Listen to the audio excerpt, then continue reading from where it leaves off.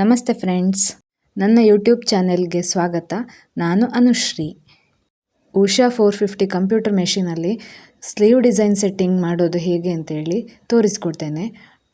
ಸೆಂಟರಲ್ಲಿ design ಹಾಕೋದು ಹೇಗೆ, border design ಹಾಕೋದು ಹೇಗೆ, ಹಾಗೆ ಬುಟ್ಟಾಸನ್ನು ಅರೇಂಜ್ ಮಾಡೋದು ಹೇಗೆ ಅಂತೇಳಿ ತೋರಿಸ್ತೇನೆ ನಿಮಗೆ. ನೋಡಿ, ಈ ಡಿಸೈನನ್ನು ನಾನು ಸೆಲೆಕ್ಟ್ ಮಾಡ್ಕೊಂಡಿದ್ದೀನಿ. ಇದು ಸೆಂಟರ್ ಡಿಸೈನ್ ನನಗೆ ಬೇಡ, ಅಲ್ಲಿ ನನಗೆ ಬರೀ ಬಾರ್ಡರ್ ಡಿಸೈನ್ ಮಾತ್ರ ಬೇಕು. ಅದು ಸ್ಲೀವ್ನ ಬಾರ್ಡರಲ್ಲಿ ಅಂದರೆ ಬಾಟಮಲ್ಲಿ ಬರಬೇಕು. ಸ್ಲೀವ್ನ ಬಾಟಮಲ್ಲಿ ಡಿಸೈನ್ ಹಾಕಬೇಕು ಅಂತ ಹೇಳಿದ್ರೆ ಒಂದು ಸಪ್ರೇಟ್ ಕ್ಲೋತನ್ನು ತಗೊಂಡು ನೀವು ಸ್ಟಿಚ್ ಮಾಡ್ಕೋಬೇಕು. ನೋಡಿ, ನಾನಲ್ಲಿ ಸ್ಟಿಚ್ ಮಾಡಿದ್ದು ಕಾಣಿಸ್ತಾ ಇದೆಯಲ್ವಾ, ಆ ಥರ ಸ್ಟ್ರೈಟಾಗಿ ಸ್ಟಿಚ್ ಮಾಡ್ಕೊಳ್ಳಿ. ಇಲ್ಲ ಅಂದರೆ ಬ್ಲೌಸ್ ಪೀಸನ್ನು ಫ್ರೇಮ್ಗೆ ಹಾಕೋದಕ್ಕೆ ಬರೋದಿಲ್ಲ. ಹಾಕ್ಲಿಕ್ಕೆ ಬರುತ್ತೆ, ಆದರೆ 3 ಇಂಚ್ ಮೇಲ್ಗಡೆಯಿಂದ ಸ್ಟಾರ್ಟ್ ಆಗುತ್ತೆ. ನಿಮಗೆ ಕ್ಲೋತನ್ನು ಟೈಟಾಗಿ ಎಳ್ಕೊಂಡು ಫ್ರೇಮಿಗೆ ಹಾಕೋದಕ್ಕೆ ಆಗಲ್ಲ. ಹಾಕ್ಲಿಕ್ಕಾದರೂ ಕೂಡ ಅಲ್ಲಿ ಸ್ಪೇಸ್ ಉಳಿಯುತ್ತೆ. ಆ ಥರ ಎಲ್ಲ ಮಾಡಿದ್ರೆ ಡಿಸೈನ್ ಫಿನಿಶಿಂಗ್ ಬರೋದಿಲ್ಲ. ಆಮೇಲೆ ಡಿಸೈನ್ ಓವರ್ಲ್ಯಾಪ್ ಆಗಿ ಡಿಸೈನ್ ಹಾಳಾಗುವಂಥ ಚಾನ್ಸಸ್ ಇರುತ್ತೆ. ನೋಡಿ, ಈಗ ನಾನು ಹಾಕ್ಕೊಂಡು ಟ್ರಯಲನ್ನು ನೋಡ್ತಾ ಇದ್ದೀನಿ. ನೋಡಿ, ಆ ಲೈನನ್ನು ಒಂದು ಲೈನ್ ಹಾಕ್ಕೊಳ್ಳಿ. ಲೈನ್ ಇಲ್ಲ ಅಂತ ಹೇಳಿದ್ರೆ ಸ್ಟ್ರೈಟಾಗಿ ಒಂದು ಲೈನ್ ಹಾಕ್ಕೊಂಡು ಅದರ ಮೇಲೆ ಡಿಸೈನ್ ಹೋಗ್ತಾ ಇದೆಯಾ ಅಂತೇಳಿ ಚೆಕ್ ಮಾಡ್ಕೊಳ್ಳಿ. ಬಟ್ಟೆನ ಸ್ಟ್ರೈಟಾಗಿ ಇಟ್ಕೋಬೇಕು, ಫ್ರೇಮ್ಗೆ ಸ್ಟ್ರೈಟಾಗಿ ಹಾಕ್ಕೋಬೇಕು. ಇಲ್ಲಾಂದರೆ ಡಿಸೈನ್ ಓರೆ ಆಗಿ ಹೋಗ್ತದೆ. ಮತ್ತು ನಾನು ಸ್ಟಿಚ್ ಮಾಡಿದ್ದೇನಲ್ವ, ಅದೇ ಥರನೇ ಮೇಲ್ಗಡೆ ಸೈಡ್ಗೆ ಸ್ಟಿಚ್ ಮಾಡ್ಕೋಬೇಕು. ಅಡಿ ಸೈಡ್ಗೆ ಸ್ಟಿಚ್ ಮಾಡಿದರೆ ಅದು ಡಿಸೈನ್ ಅದರ ಮೇಲೆ ಬಿದ್ದು ಆ ಕ್ಲೋತು ಅಲ್ಲೇ ಉಳ್ಕೊಳ್ಳುವಂಥ ಚಾನ್ಸಸ್ ಇರುತ್ತೆ. ನಿಮಗೆ ಆ ಕ್ಲೋತನ್ನು ಡಿಸೈನ್ ಆದಮೇಲೆ ತೆಗೆಯೋದಕ್ಕೆ ಕಷ್ಟ ಆಗುತ್ತೆ. ನೋಡಿ, ರೆಫರೆನ್ಸ್ ಲೈನನ್ನು ಟ್ರಯಲ್ ಮಾಡಿ ನೋಡ್ಕೊಳ್ಳುವ ಹೇಗೆ ಹೋಗ್ತಾ ಇದೆ ಅಂಥೇಳಿ. ಈಗ ನಾನು ಫ್ರೇಮ್ಗೆ ಕ್ಲಿಪ್ಪೆಲ್ಲ ಹಾಕಿ ಟೈಟಾಗಿ ಎಳ್ಕೊಂಡು ಕೆಳಗಡೆ ಸ್ಕ್ರೂ ಎಲ್ಲ ಹಾಕ್ಕೊಂಡಿದ್ದೇನೆ. ಆಲ್ಮೋಸ್ಟ್ ಸ್ಟ್ರೈಟ್ ಅಂತೇಳಿ ನನಗೆ ಕನ್ಫರ್ಮ್ ಆಯಿತು. ಮತ್ತು ಸ್ಟ್ರೈಟಾಗಿ ಒಂದು ಲೈನ್ ಎಳ್ಕೊಳ್ಳಿ. ಲೈನ್ ಇಲ್ಲ ಅಂತ ಹೇಳಿದ್ರೆ ಇಲ್ಲಿ ನಾನು ಬಾರ್ಡರ್ ಲೈನನ್ನೇ ಯೂಸ್ ಮಾಡ್ತಾ ಇದ್ದೀನಿ. ಅದರ ಸ್ಟ್ರೈಟ್ಗೆ ನಾನು ಡಿಸೈನನ್ನು ಹಾಕ್ತಾ ಇದ್ದೀನಿ. ಬರೀ ಪ್ಲೈನ್ ಕ್ಲೋತ್ ಇತ್ತು ಅಂತ ಹೇಳಿದ್ರೆ ಒಪೋಸಿಟ್ ಸೈಡಲ್ಲಿ ಕೂಡ ಮಾಡ್ಬೋದು. ಆಗ ನಿಮಗೆ ಬಟ್ಟೆನ ಅಟ್ಯಾಚ್ ಮಾಡುವಂತಹ ಟೈಮು ಸೇವ್ ಆಗಿಬಿಡುತ್ತೆ. ಬಟ್ ನೀವು ಹಾಕಿರುವಂಥ ಲೈನು ಸ್ಟ್ರೈಟಾಗಿ ಬರಬೇಕು. ಆಮೇಲೆ ಹೊಲಿಯೋರಿಗೆ ಮೆಷರ್ಮೆಂಟ್ ಕೂಡ ಸರಿಯಾಗಿ ಇರಬೇಕು. ಲೆಂತೆಲ್ಲ ಸರಿಯಾಗಿ ಹಾಕ್ಕೋಬೇಕು. ಈ ಥರ ಅಟ್ಯಾಚ್ ಮಾಡಿಕೊಂಡಾಗ ಬ್ಲೌಸ್ ಪೀಸನ್ನು ಫ್ರೇಮ್ಗೆ ಸರಿಯಾಗಿ ಫಿಕ್ಸ್ ಮಾಡ್ಕೋಬೇಕು. ಇಲ್ಲಾಂದರೆ ಡಿಸೈನ್ ಓವರ್ಲ್ಯಾಪ್ ಆಗಿಬಿಡತ್ತೆ. ನೋಡಿ, ನಾನು ಫಸ್ಟ್ ಕಲರನ್ನು ಸ್ಟಿಚ್ ಮಾಡ್ತಾ ಇದ್ದೇನೆ. ಯಾವುದು ಡಿಸೈನ್ ಬೇಡ ಅಂತ ಇರುತ್ತೆ ಅದನ್ನು ಸ್ಕಿಪ್ ಮಾಡ್ಕೊಳ್ಬೋದು. ನೋಡಿ ಫ್ರೆಂಡ್ಸ್, ಡಿಸೈನ್ ಆದಮೇಲೆ ಸ್ಟ್ರೈಟಾಗಿ ಆಲ್ಮೋಸ್ಟ್ ಬಂದಿದೆ. ಆಮೇಲೆ ಈ ಫ್ಲವರ್ಸನ್ನು ಅಲ್ಲಲ್ಲಿ ಇಟ್ಬಿಟ್ಟಿದ್ದೇನೆ. ಇದನ್ನು ಹೇಗೆ ಸೆಟ್ಟಿಂಗ್ ಮಾಡೋದು ಅಂತೇಳಿ ತೋರಿಸ್ಕೊಡ್ತೀನಿ. ಈಗ ಯಾವುದೋ ಒಂದು ಡಿಸೈನಲ್ಲಿ ಈ ಥರದ್ದೊಂದು ಫ್ಲವರ್ ಬುಟ್ಟ ನನಗೆ ಸಿಕ್ಕಿತ್ತು. ಅದನ್ನು ಕಾಪಿ ಮಾಡ್ಕೋಬೇಕು. ನೋಡಿ, ನಾನು ಕಾಪಿ ಮಾಡಿಕೊಂಡೆ.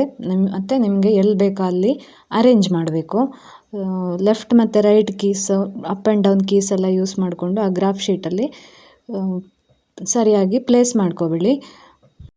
ಹಾಗೆ ಎಷ್ಟು ಫ್ಲವರ್ಸ್ ಇಲ್ಲಾಂದರೆ ಎಷ್ಟು ಬುಟ್ಟಸ್ ಬೇಕು ನಿಮಗೆ ಅಷ್ಟನ್ನು ನೀವು ಕಾಪಿ ಮಾಡಿಕೊಂಡು ಅರೇಂಜ್ ಮಾಡ್ಕೊಳ್ಳಿ. ನೋಡಿ, ನಾನೊಂದು ರೀತಿಯಲ್ಲಿ ಅರೇಂಜ್ ಮಾಡ್ತಾ ಇದ್ದೀನಿ.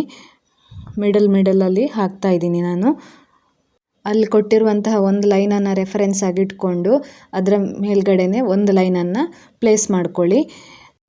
ಬುಟ್ಟಾಸ್ ಹತ್ರ ಬೇಕು ಅಂತ ಹೇಳಿದರೆ ಹತ್ರ ಇಟ್ಕೋಬೋದು. ಸ್ವಲ್ಪ ದೂರ ಬೇಕು ಅಂತ ಹೇಳಿದರೆ ದೂರ ಕೂಡ ಅರೇಂಜ್ ಮಾಡ್ಕೋಬೋದು. ಸ್ಲೀವ್ನ ಮೆಷರ್ಮೆಂಟ್ಗೆ ಅರೇಂಜ್ ಮಾಡ್ಕೊಳ್ಳಿ. ಇಲ್ಲಾಂದರೆ ಎಕ್ಸ್ಟ್ರಾ ಮಾಡಿದ್ರೆ ಅದು ಸ್ಟಿಚ್ ಆಗಿರೋಂಥದ್ದು ವೇಸ್ಟ್ ಆಗಿಬಿಡತ್ತೆ ಅಲ್ವಾ. ನೋಡಿ, ಈ ಥರ ನಾನು ಅರೇಂಜ್ ಮಾಡಿದ್ದೀನಿ. ನಿಮಗೆ ಯಾವ ಥರ ಬೇಕೋ ಆ ಥರ ಫ್ಲವರ್ಸನ್ನು, ಬುಟ್ಟಾಸನ್ನು ಬೇರೆ ಬೇರೆ ಡಿಸೈನಲ್ಲಿ ಬಂದಿರುತ್ತೆ. ಒಂದೊಂದು ಫ್ಲವರ್ಸು, ಇಲ್ಲಾಂದರೆ ಸಣ್ಣ ಬೇರೆ ಟೈಪಿನ ಬುಟ್ಟಾಸೆಲ್ಲ, ಅದನ್ನು ನೀವು ಈ ಥರ ಮಾಡಿ ಸ್ಲೀವ್ಗೆ ಸ್ಟಿಚ್ ಮಾಡ್ಕೋಬೋದು, ಡಿಸೈನ್ ಹಾಕ್ಕೋಬೋದು. ಫ್ಲವರ್ಸ್ ಜಾಸ್ತಿ ಇದ್ದರೆ ಅಲ್ಲಿ ಡಿಲೀಟ್ ಆಪ್ಷನ್ ಇದೆ ನೋಡಿ, ಅಲ್ಲಿ ಕ್ಲಿಕ್ ಮಾಡಿದ್ರೆ ಬೇಡದಿರೋ ಫ್ಲವರ್ಸ್ ಎಲ್ಲ ಡಿಲೀಟ್ ಆಗಿರುತ್ತೆ. ನೋಡಿ, ಇದು ಆ ಸಿಂಬಲ್ ನಾನು ಪ್ರೆಸ್ ಮಾಡ್ತಾ ಇದ್ದೀನಲ್ಲ, ಅದು ಮಾಡಿದ್ರೆ ಸೇವ್ ಆಗಿಬಿಡುತ್ತೆ ಮೆಷಿನಲ್ಲಿ. ಓಕೆ ಕೊಟ್ಟರೆ ಸೇವ್ ಆಯಿತು. ನೋಡಿ, ಸೇವ್ ಆಗುತ್ತೆ. M33 ನಂಬರಲ್ಲಿ ಸೇವ್ ಆಗಿದೆ. ಈ ಥರ ಔಟ್ಕಮ್ ಬರುತ್ತೆ ನೋಡಿ. ಓಕೆ, ಆಮೇಲೆ ನೋಡಿ ಇದನ್ನು ಈ ಡಿಸೈನನ್ನು ಸ್ಟಿಚ್ ಮಾಡ್ಕೊಂಡ್ರಾಯ್ತು. ಬಾರ್ಡರ್ ಡಿಸೈನ್ ಮಾಡಿದ್ದಾಯಿತು, ಅದಕ್ಕೆ ಫ್ಲವರ್ ಬುಟ್ಟಾಸನ್ನು ಹಾಕಿದ್ದಾಯಿತು. ಇನ್ನು ಸ್ಲೀವ್ನ ಸೆಂಟರಲ್ಲಿ ಡಿಸೈನ್ ಹಾಕೋದು ಹೇಗೆ ಅಂತೇಳಿ ತೋರಿಸ್ಕೊಡ್ತೀನಿ ನೋಡಿ. ಈ ಥರದ್ದೊಂದು ಬಿಗ್ ಬುಟ್ಟವನ್ನು ತಗೊಂಡಿದ್ದೀನಿ ನೋಡಿ. ಅಲ್ಲಿ ವಾಲ್ಯೂಮನ್ನು ನಾನು ಕಡಿಮೆ ಮಾಡ್ತಾಯಿದ್ದೀನಿ, ಅವರು ಸಣ್ಣಕ್ಕೆ ಹಾಕ್ಕೊಡಿ ಅಂತ ಕೇಳಿದ್ದಾರೆ. ಹಾಗಾಗಿ ವಾಲ್ಯೂಮನ್ನು ಮೈನಸ್ ಮೇಲೆ ಕ್ಲಿಕ್ ಮಾಡಿದ್ರೆ ವಾಲ್ಯೂಮ್ ಸ್ವಲ್ಪ ಕಡಿಮೆ ಆಗುತ್ತೆ. ಅಪ್ ಟು 80% ಮಾಡಿಕೊಂಡೆ. ಆಮೇಲೆ ಇನ್ನು ಓಕೆ ಪ್ರೆಸ್ ಮಾಡಿ ನೋಡಿ. ನೀಡಲ್ ಫ್ರೇಮ್ನ ಸೆಂಟರಲ್ಲಿದೆ. ಇವಾಗ ಅಲ್ಲಿಗೆ ಸ್ಲೀವ್ನ ಸೆಂಟರ್ ಬರೋ ಹಾಗೆ ಬಟ್ಟೆನ ಹಾಕ್ಕೊಳ್ಳಿ. ಅಂದರೆ ಮೆಷರ್ ಮಾಡಿ ಸ್ಲೀವ್ನ ಸೆಂಟರ್ ಪಾಯಿಂಟನ್ನು ನೋಟ್ ಮಾಡ್ಕೊಂಡಿದ್ದೇನೆ ನೋಡಿ. ಆ ಥರ ಅಲ್ಲಿ ನೀಡಲನ್ನು ಸ್ಟ್ರೈಟಾಗಿ ಇಟ್ಕೊಂಡಿದ್ದೇನೆ. ಈ ಥರ ಸೆಂಟರ್ ಡಿಸೈನ್ ಹಾಕುವಾಗ ಸ್ಲೀವ್ನ ಸೆಂಟರ್ಗೆ ಬರೋ ಹಾಗೆ ಡಿಸೈನನ್ನು ಹಾಕ್ಕೊಡ್ಬೇಕು. ಈ ಥರ ಕ್ಲೋತನ್ನು ಸ್ಟ್ರೈಟಾಗಿ ಇಟ್ಕೊಂಡು ಫ್ರೇಮನ್ನು ಫಿಟ್ ಮಾಡ್ಕೊಳ್ಳಿ. ಫ್ರೇಮನ್ನು ಹಾಕಿ ಅದರ ಕೊಟ್ಟಿರುವಂತಹ ಕ್ಲಿಪ್ಸ್ ಎಲ್ಲ ಹಾಕ್ಕೋಬೇಕು. ಬಟ್ಟೆನ ಟೈಟಾಗಿ ಇಳ್ಕೊಳ್ಬೇಕು. ಆಮೇಲೆ ನಾನು ಹೆವಿ ಡಿಸೈನ್ಸ್ ಇದ್ದರೆ ಒಳ್ಳೆ ಕ್ವಾಲಿಟಿಯ ಕ್ಯಾನ್ವಾಸನ್ನು ಯೂಸ್ ಮಾಡ್ತೀನಿ. ಬರೀ ಫ್ಲವರ್ ಬುಟ್ಟಾಸ್ ಮಾತ್ರ ಹಾಕೋದಿದ್ದರೆ ಪೇಪರ್ ಕ್ಯಾನ್ವಾಸನ್ನು ಯೂಸ್ ಮಾಡ್ಬೋದು. ಎಲ್ಲಾದರೂ ಪೇಪರ್ ಕ್ಯಾನ್ವಾಸ್ ಹರಿದ್ರೆ ಆಮೇಲೆ ಆ ಡಿಸೈನನ್ನು ಸರಿ ಮಾಡೋದಕ್ಕೆ ತುಂಬ ಕಷ್ಟಪಡಬೇಕಾಗತ್ತೆ. ಡಿಸೈನ್ ಅರ್ಧ ಫಿನಿಶ್ ಆದಮೇಲೆ ಫ್ರೇಮಿಂದ ಕ್ಲೋತನ್ನು ತೆಗೆದ್ರೆ ಆಮೇಲೆ ಪುನಃ ಸೆಟ್ ಮಾಡೋದಕ್ಕೆ ತುಂಬ ಕಷ್ಟ. ಆ ಡಿಸೈನನ್ನು ಸರಿ ಮಾಡೋದಕ್ಕೆ ತುಂಬ ಕಷ್ಟಪಡಬೇಕಾಗತ್ತೆ. ಅದರಿಂದ ಯಾರು ಕೂಡ ಡಿಸೈನ್ ಫಿನಿಶ್ ಆಗದೆ ಫ್ರೇಮಿಂದ ಕ್ಲೋತನ್ನು ತೆಗಿಲಿಕ್ಕೆ ಹೋಗಬೇಡಿ. ಫ್ರೇಮಿಂದ ಕ್ಲೋತನ್ನು ತೆಗೆಯುವಾಗ ಒಂದು ಸತಿ ಕನ್ಫರ್ಮ್ ಮಾಡ್ಕೊಳ್ಳಿ ಫುಲ್ ಡಿಸೈನ್ ಫಿನಿಶ್ ಆಗಿದೆಯಾ ಅಂತ. ಡಿಸೈನ್ ಫಿನಿಶ್ ಆದಮೇಲೆ ಸ್ಲೀವ್ನ ಬುಟ್ಟ ಯಾವ ಥರ ಬಂದಿದೆ ನೋಡಿ. ಬಾಟಮಿಂದ 2 ಇಂಚ್ ಮೇಲ್ಗಡೆಯಿಂದ ಸ್ಟಾರ್ಟ್ ಆಗುತ್ತೆ. ಸ್ಲೀವ್ನ ಸೆಂಟರಲ್ಲಿ ಬಂದಿದೆ.